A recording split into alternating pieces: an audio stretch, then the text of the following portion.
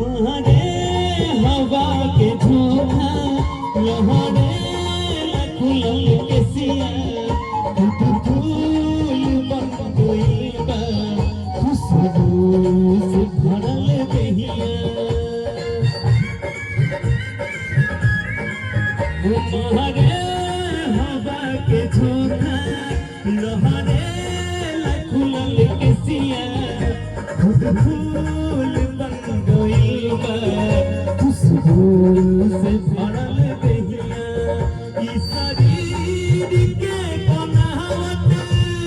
बिजुरी गिरा रहल बा लगे कि जैसे खतरा में